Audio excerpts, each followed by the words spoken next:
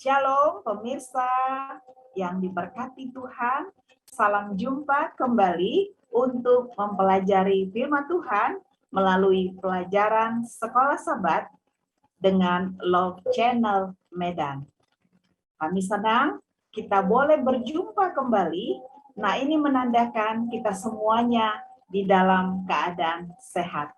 Maka kita akan masuk pada pelajaran ke-11 dengan judul Penipuan Akhir Zaman. Hidup ini adalah kesempatan. Salah satu syair yang menyentuh. Judul pelajaran ke Sekolah Sabat ke-11, Penipuan Akhir Zaman, hati siapa yang tidak tersentuh? Saat ini tentu kita masih bersama lovers kita yang cantik-cantik dan penuh semangat. Mari kita menyapa mereka. Shalom Ibu Erita, apa kabar Ibu? Salam lovers, salam pemirsa Love Channel Medan yang berbahagia. Salam jumpa kembali, senang kita boleh bertemu, belajar firman Tuhan. 6 hari masa penciptaan, hari ke-7, hari perhentian. Akibat dosa membawa kematian, namun firman Tuhan membawa keselamatan. Pemirsa, mari belajar, mari berbagi, Tuhan memberkati. Terima kasih Ibu Tina. Baik, terima kasih Ibu Erita. Shalom Ibu Rinda, apa kabar Ibu? Shalom Ibu Tina, kabar baik, senang bertemu dengan lovers dan pemirsa Love Channel Medan untuk dapat menang dari penipuan akhir zaman. Kita harus memakai perlengkapan senjata Allah. Mari melayani Tuhan, semoga kita menjadi berkat bagi umat-umat Tuhan. Terima kasih, Tuhan memberkati. Terima kasih, puji Tuhan. Pemirsa, bersama saya, Tina Tampu Bolon, salam sehat, damai sejahtera. Jadilah petang, jadilah pagi, segenap alam bersaksi, segenap alam memuji, sungguh amat baik. Baik pemirsa yang diberkati Tuhan, sebelum kita melanjutkan pembahasan ini, mari kita menyerahkan diri kepada Tuhan melalui doa. Kami persilakan kepada Ibu Erita memimpin kita di dalam doa. Mari kita tunduk kepala, kita berdoa. Maha besar Engkau ya Allah Bapa kami yang di sorga, kami bersyukur berterima kasih. Oleh karena kesempatan yang indah ini, kami boleh kembali dipertemukan melalui pelajaran Sekolah Sabat. Kami memohon kehadirat-Mu yang kudus. Kiranya Engkau yang menuntun dan memimpin pertemuan kami ini. Sehingga pelajaran yang akan kami dengarkan boleh menjadi satu pelajaran yang indah, yang bermanfaat dalam kehidupan kami, yang boleh mengubahkan kehidupan kami untuk lebih setia kepadamu. Terima kasih ya Tuhan, kami berdoa melalui anak-Mu Yesus Kristus yang menjadi Tuhan dan Juru Selamat kami. Amin. Amin. Baik pemirsa yang diberkati Tuhan, kita masuk pada pelajaran ke-11 dengan judul Penipuan Akhir Zaman. Luar biasa pemirsa. Sebenarnya penipuan ini sudah dari awal dunia sampai sekarang. Adapun ayat inti kita tertulis di dalam 2 Korintus 11 ayat 14 dan 15. Hal itu tidak usah mengherankan, sebab iblis pun menyamar sebagai malaikat terang. Iblis pun menyamar sebagai malaikat terang. Jadi, bukanlah suatu hal yang ganjil jika pelayan-pelayannya menyamar sebagai pelayan-pelayan kebenaran, kesudahan mereka akan setimpal dengan perbuatan mereka. Pemirsa, seperti saya katakan tadi, penipuan akhir zaman ini dimulai dari awal hidup, ya. Jadi ribuan tahun firman Tuhan sudah menuliskan bagaimana akan terjadi di dunia ini. Ya, sejak iblis diusir dari surga, iblis terus berkarya, pemirsa, ya, berkarya untuk mengambil alih kehidupan ini dengan penipuan-penipuannya. Pada pelajaran ke-11 ini adalah bukti yang sangat spektakuler. Sepertinya iblis berhasil, saudaraku. Ya, saya melihat sepertinya iblis berhasil. Karena ketidakadaan keberatan-keberatan manusia, ketika mereka di dalam hidupnya mengalami gundah gulana, mereka harus pergi kepada orang-orang pintar. Padahal mereka percaya kepada Tuhan. Tentu firman Tuhan yang mendasari semua ini adalah di dalam Kejadian 3 ayat 4. Sekali-kali kamu tidak akan mati. Salah satu pemisah fenomena yang paling mampu adalah yang menipu adalah apa yang disebut pengalaman mendekati kematian, di mana orang yang sudah mati hidup kembali dengan cerita-cerita tentang kehidupan setelah kematian sebagai bukti jiwa yang abadi. Para lovers kita akan menyajikan apa hal-hal yang mendekati atau penipuan itu sendiri. Contohnya mistisisme, pengalaman hampir mati, reinkarnasi, penujuman, dan pemujaan leluhur. Kiranya pemirsa, kami semua sebagai manusia biasa, bila mana penjabaran kami ini penuh dengan kekurangan, atau ada hal-hal yang perlu dipertanyakan, kami persilakan untuk saudara mengisi di dalam kolom chat. Baik, pemirsa, kita akan mulaikan dengan penjabaran lanjutan, yaitu pada hari Minggu, Senin, dan Selasa oleh Ibu Erita. Kami persilakan. Baik, Ibu Tina, terima kasih pemirsa Love Channel Medan yang berbahagia dimanapun berada. Tanpa terasa kita sudah masuk ke pelajaran 11 triwulan 4 tahun 2022 ini. Dan sudah banyak kita pelajari pelajaran-pelajaran yang menarik, dan pada pelajaran ini penipuan akhir zaman. Ya, baik, pelajaran sepekan ini tentang penipuan akhir zaman, tadi Ibu Tina sudah menyampaikan.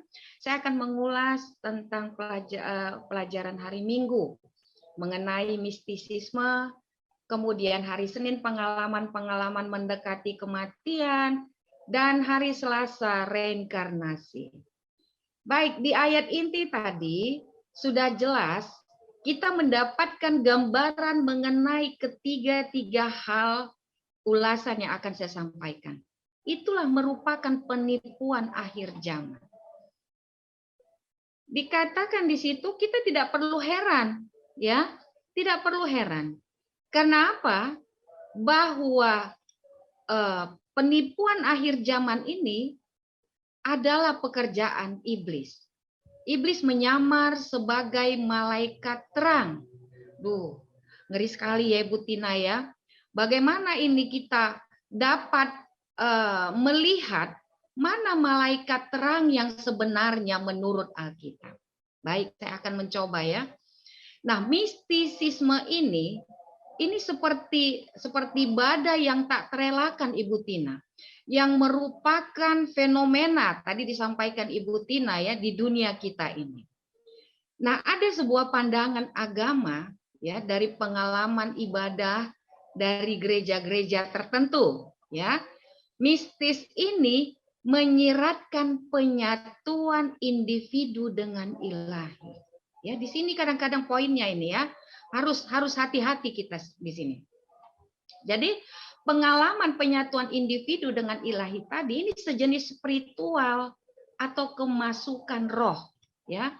Jadi poinnya itu di sini bahwa mistis itu seperti menggantikan otoritas firman Tuhan, dan juga seolah-olah Alkitab seperti kehilangan banyak fungsi ya. Dikatakan doktrin Alkitabiah dianggap kuno ya.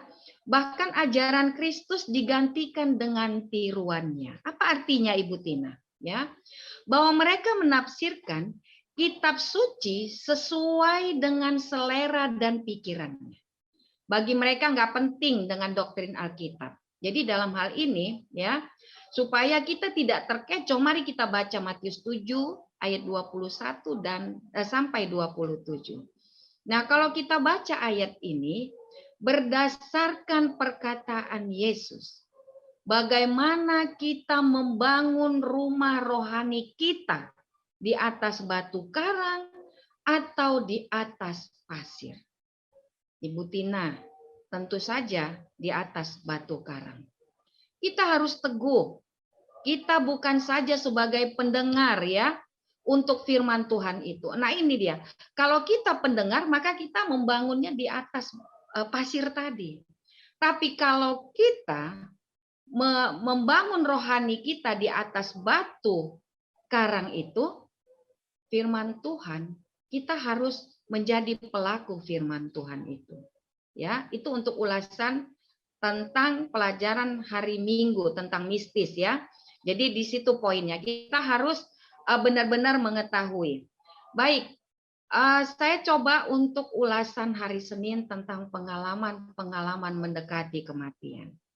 Nah, pada tahun 1975, seorang penulis populer pada masa itu bernama Raymond Moody, ya, dengan bukunya judulnya Life After Life, membuktikan sebuah teori keabadian jiwa adalah pengalaman mendekati kematian.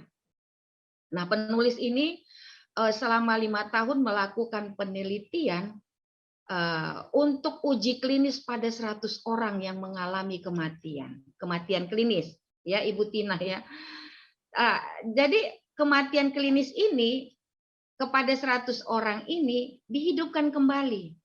Nah, 100 orang ini ketika mereka mengalami kematian klinis, ketika mereka dihidupkan kembali, mereka seperti yang dikatakan Ibu Tina bercerita ya, berceloteh, mereka mengaku telah melihat makhluk bercahaya.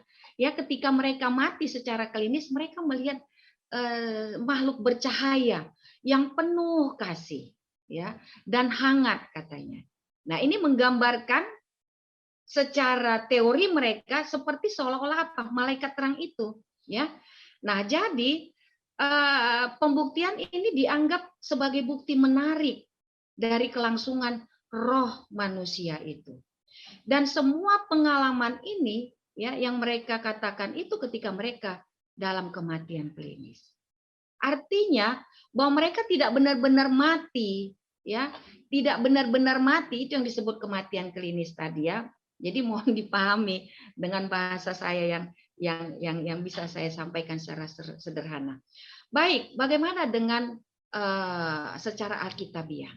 Berbeda ya dengan pengalaman Lazarus dan orang-orang yang mati, yang mayatnya sudah membusuk ya. Lazarus ya ada kita sudah pelajari di pelajaran sebelumnya.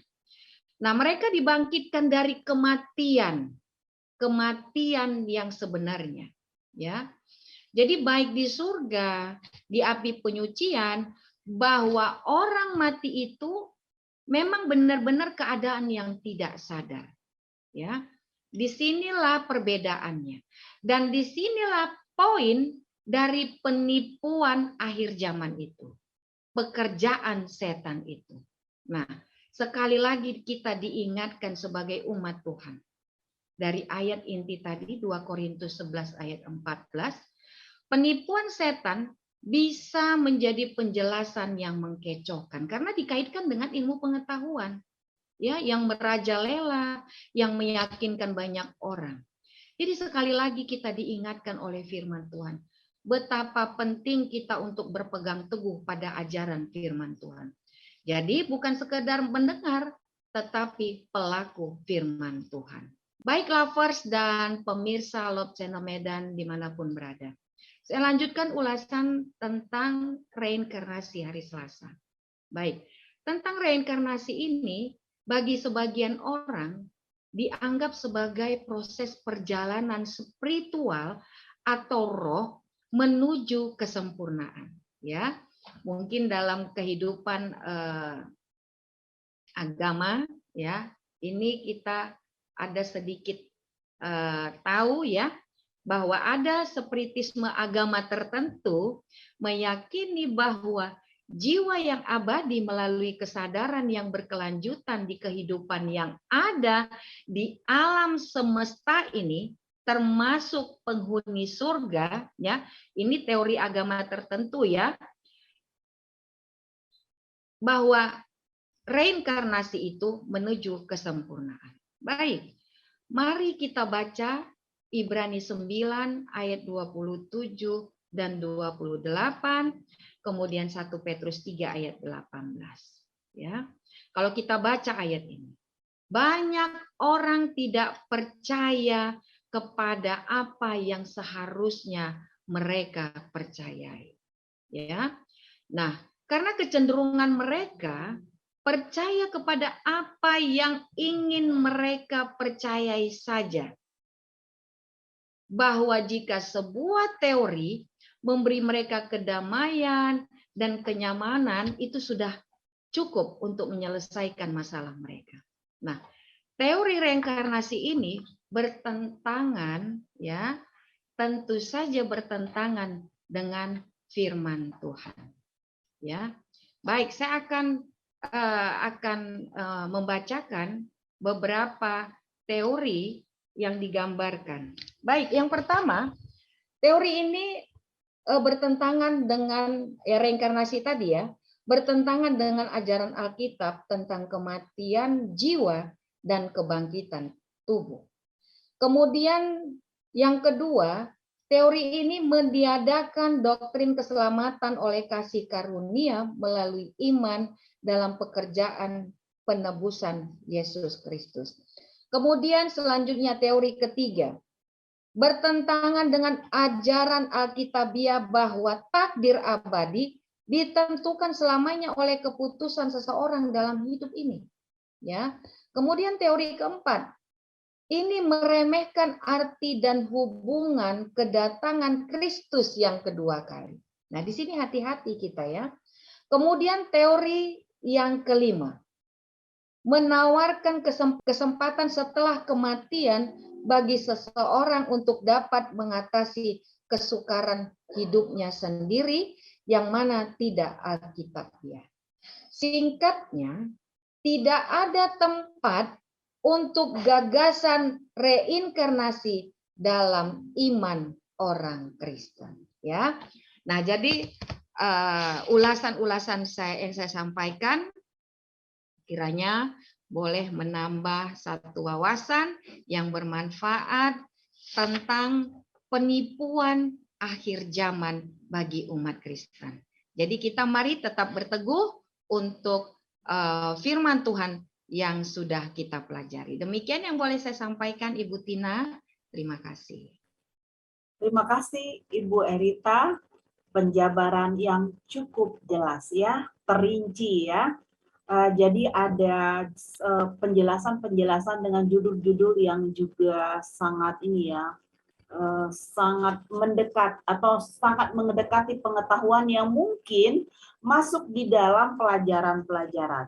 Pemirsa, kiranya ini penjabaran yang disampaikan Ibu Arita tentu menambah pengetahuan saudara dan referensi saudaraku untuk bagian-bagian hal-hal yang terhubung dengan jiwa yang abadi. Terima kasih Bu Arita, Tuhan memberkatimu.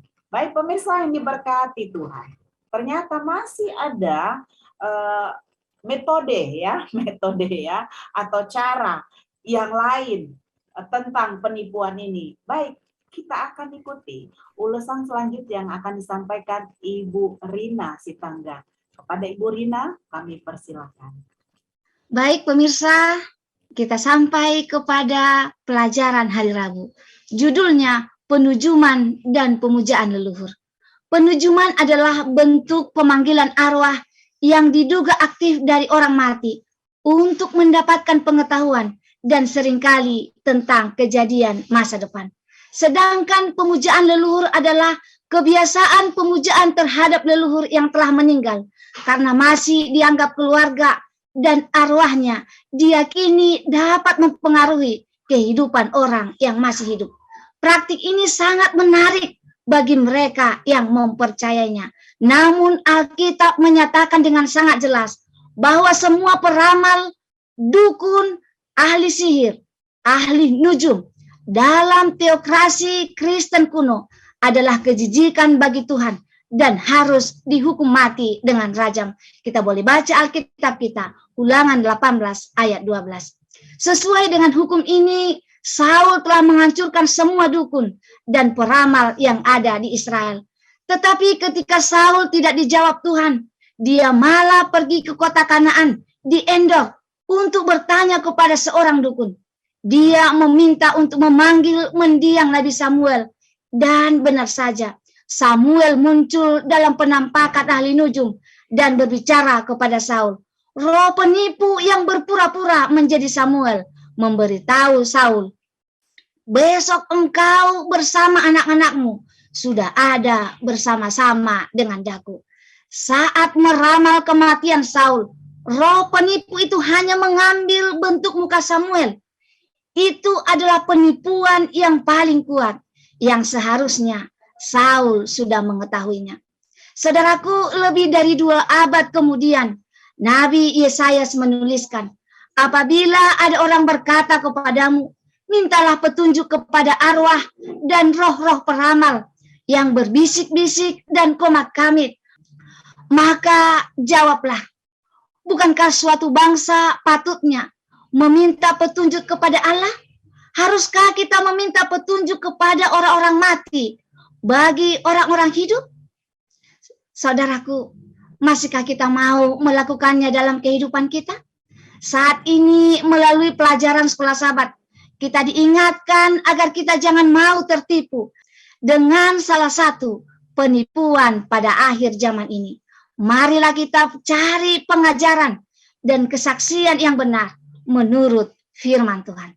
Baik pemirsa, saya akan lanjutkan pelajaran kita pada hari Kamis. Judulnya penjelmaan dan penampakan lain. Penjelmaan iblis dari orang mati ini mirip seperti penujuman. Tokohnya bisa dalam bentuk anggota keluarga yang sudah meninggal, teman atau siapa saja. Baik penampilan, suaranya sangat mirip. Semua tipu daya setan ini akan digunakan setan untuk menipu mereka yang tidak berpijak pada firman Tuhan. Sebagaimana diakui oleh roh-roh pendusta, disuruh menyangkal apa yang mereka tuliskan pada waktu Roh Kudus mengilhami dunia ini, dan lebih lagi sebagai puncak tindakannya dalam drama penipuan besar itu, iblis sendiri akan mengambil rupa Kristus.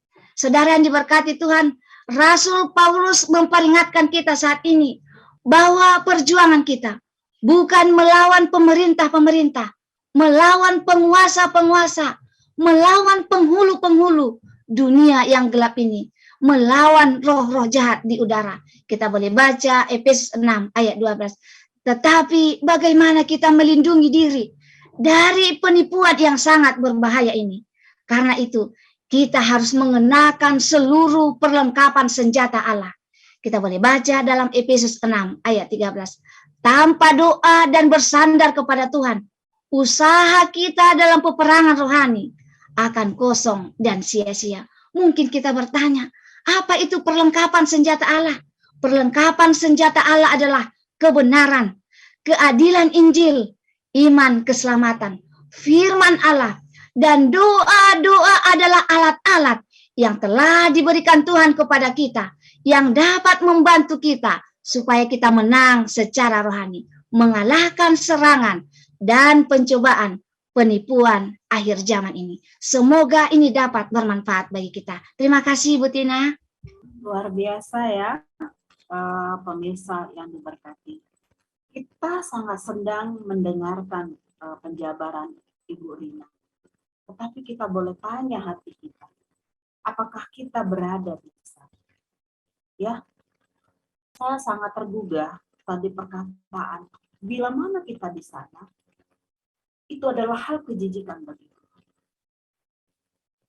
Mari saudaraku, himbauan yang terakhir tadi tentu sangat menyentuh hati kita. Firman Tuhan kebenaran melalui doa, hanya itu saudara, ya. Sandar kepada Tuhan. Tuhan akan sampaikan bagaimana kita terhubung dengan Tuhan. Terima kasih Ibu Rina, Tuhan memberkati. Pemirsa yang diberkati Tuhan, saat ini kita sampai kepada kesimpulan. Ya, sebenarnya dari penjabaran itu, kesimpulan sebenarnya tidak penting, ya, saudara. Karena kita sudah mendengarkan penjabaran yang sangat lengkap. Namun di sini ada sebuah yayasan. Namun tidak disebutkan itu yayasan apa. Saya akan sampaikan ya. Ada sebuah yayasan yang mengklaim bahwa mereka menciptakan teknologi yang memungkinkan kita menghubungi almarhum. Ya. Melalui teks, panggilan telepon, dan konferensi video. Menyebut orang mati PMP atau Post Material Person. Situs webnya mengklaim bahwa ketika manusia mati, mereka hanya meneruskan ke fase lain dari selamanya. Tetapi mempertahankan kesadaran, identitas, dan aspek inti dari bentuk fisik mereka sebelumnya. Tetapi yang paling penting, orang-orang soulphone mengklaim sedang mengembangkan dalam 3 fase teknologi yang akan memungkinkan komunikasi antara orang-orang material dan pasca material. Yang paling menakutkan, pemirsa, dari yayasan yang mengklaim ini adalah bagaimana mereka menguji apakah orang yang mati yang berkomunikasi itu benar-benar seperti yang mereka klaim. Misalnya, kata situs itu, orang tua yang berduka mungkin mengajukan pertanyaan berikut kepada seorang putra atau putri yang telah berganti dunia. Apakah kamu memiliki seekor anjing bernama Snoopy ketika kamu masih kecil? Luar biasa ya, saudaraku. Apakah kami memberi kamu pisau saku untuk ulang tahunmu yang ke-10? Betapa menariknya mengingat peringatan itu.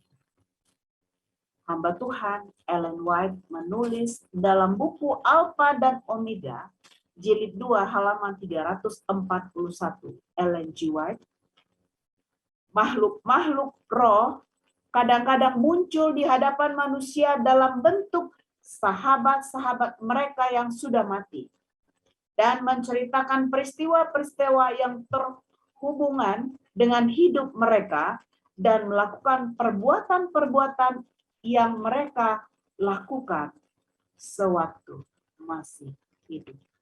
Pemirsa, ayo, mari saudara, kita ambil kekuatan. Karena sepertinya, seperti awal tadi sudah saya sampaikan, sepertinya orang-orang Kristen pun hal-hal itu merupakan bukan satu kejijikan, tetapi sepertinya sesuatu lelucon. Ya, terima kasih untuk penjabaran yang luar biasa dari Ibu Erita dan Ibu Rina. Pemirsa yang diberkati Tuhan, kiranya firman ini menjadi batu, ya, batu kekuatan bagi kita untuk menguatkan perjalanan kita sampai menuju tanah Kanaan surgawi. Terima kasih, Tuhan memberkati. Kita akan tutup pelajaran ini dengan doa. Kami mohon kepada Ibu Rina mendoakan kita semua agar kita kuat menghadapi penipuan akhir zaman. Kami persilakan. Baik, kita sama-sama berdoa.